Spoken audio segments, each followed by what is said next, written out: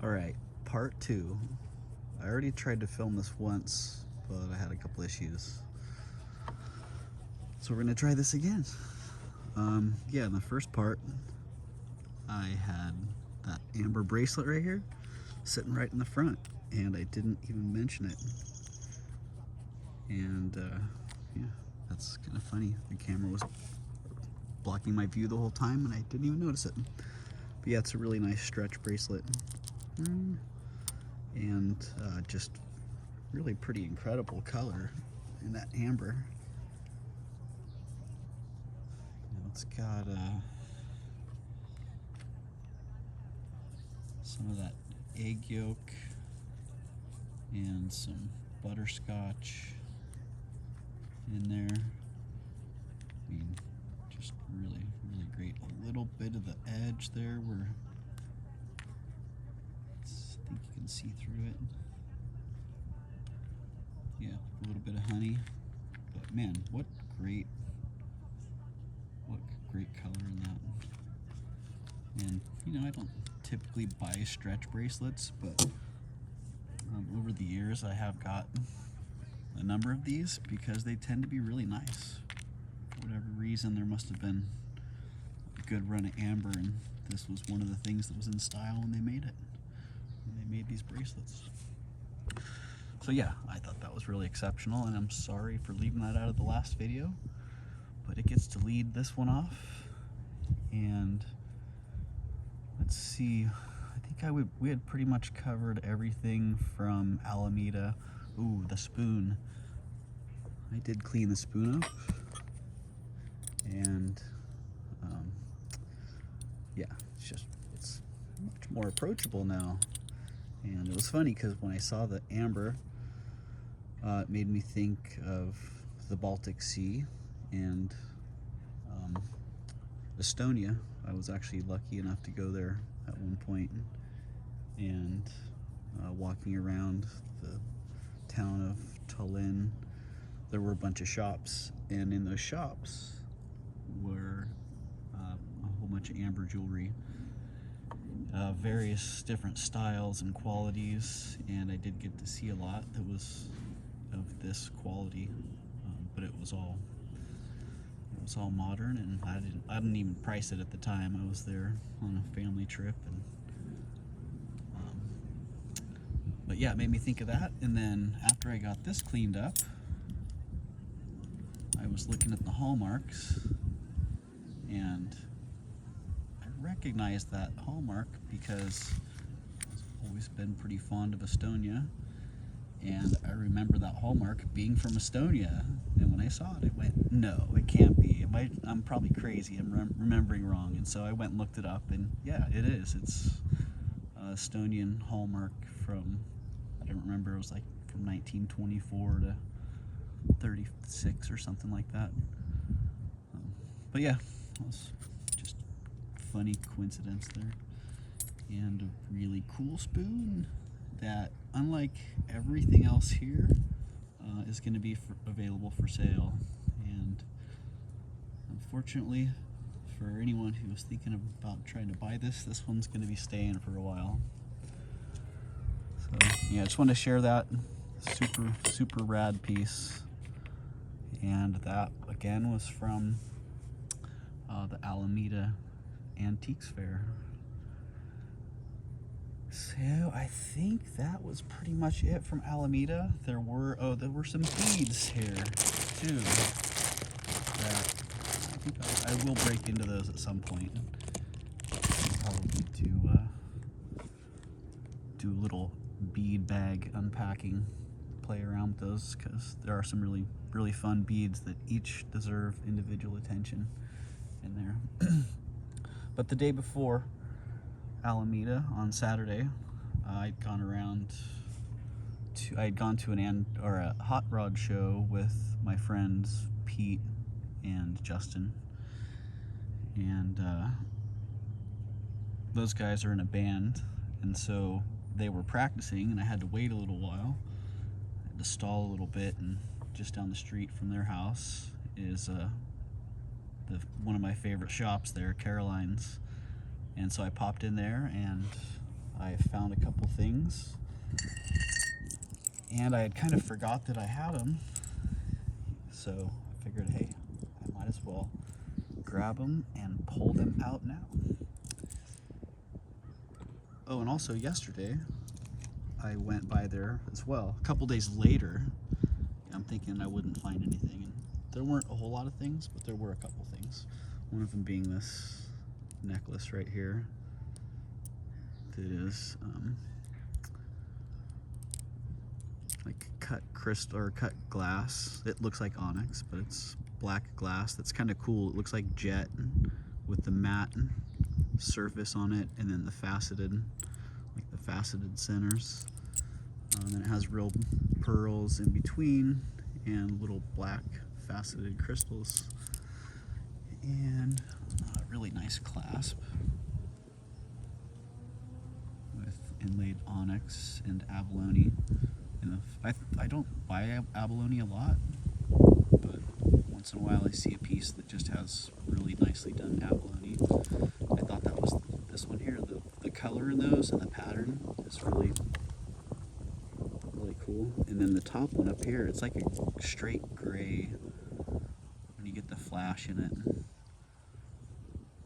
But yeah, just a really nice clasp, nicely made piece.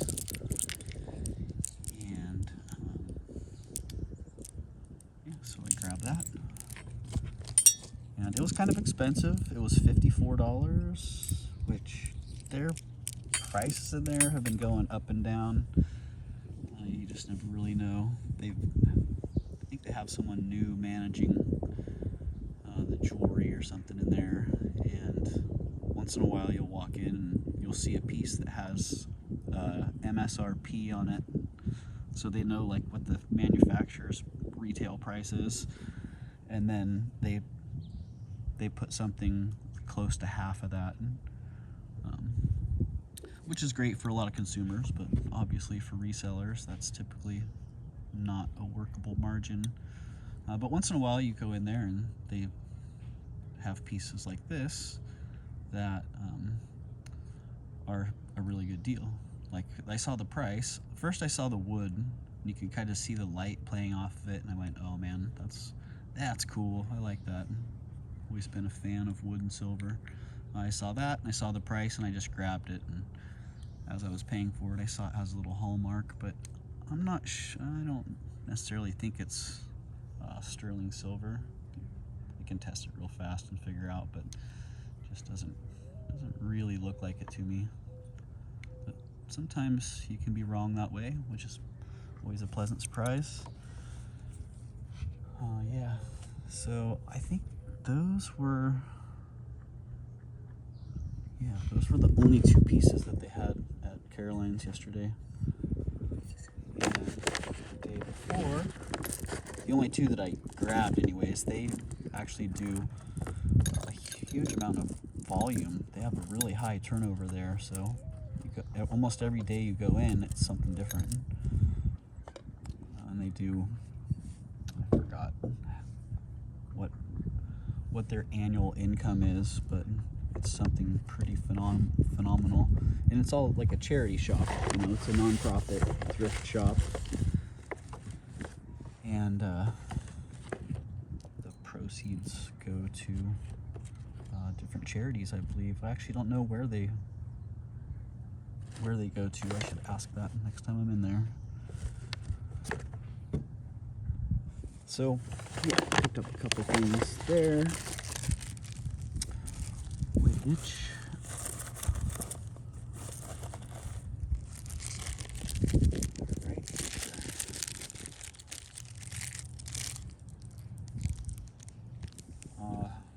some little KJL earrings. Little gold tone KJL earrings, which were just, I think they were like $1 or something. They were very inexpensive. And then, man, they've been almost every time I go in there now, they have at least one little Crown Trifari piece, and they had one again that was $10, and I can maybe make $15 or $20 off it, I would guess. I can't imagine it's worth too much more than that. I could be wrong. But yeah,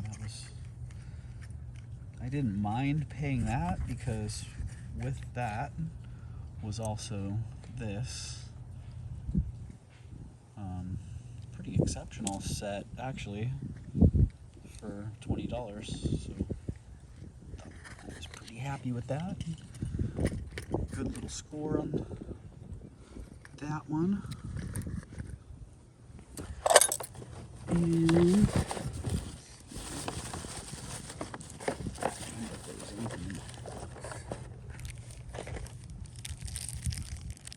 some more Trifari earrings. Wind's trying to take my bag. Wow, did you hear that? What's going on over there? Yeah, more Crown Trifari.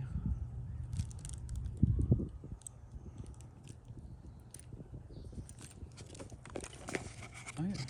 Oh, how did I forget about that? So, you know, I actually looked right past this a couple times. I was scanning the case, and this was just sitting in a box, and kind of at an odd angle. Not really. It didn't look like really anything exciting, and then I caught a little bit of a glimpse of light off of it. And when I caught the light, I could see that it was enamel. I didn't even think about it initially. And yeah, so like, wow, that's interesting. That's enamel, and it's got a really interesting texture to it. It's like I forgot the stage of enameling. I think they call it orange peel. I think so. So yeah, when in the early stage of enameling, when it hasn't gotten to that kind of window glass texture yet, it's still in like a beaded form, and I think that's what's going on here. I think this is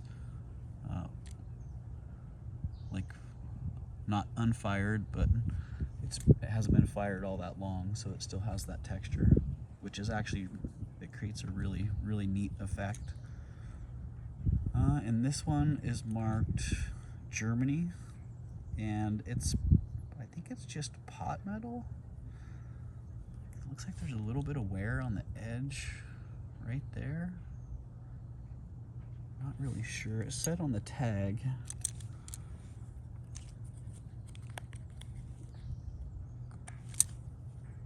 Quality German jewelry. Yeah, which, you know, I'll look at it a little bit closer and figure it out.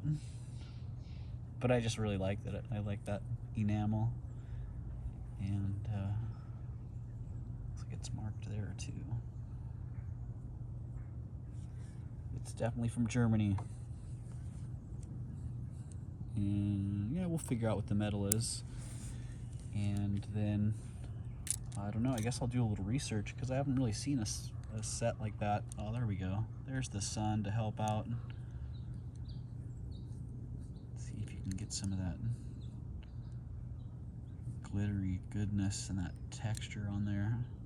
Oh, there you go. On the purple section of the leaf, you can kind of see it. It's like little individual spheres that are all fused together, and the feel of it's really, really interesting. So there you go. The little mini haul. I do believe that was all that was in the bag. And oh, the Venetians. If I didn't cover those already, right here were some really nice Venetian glass beads. That were the you know, the other ones were the black and white, or the black and gold.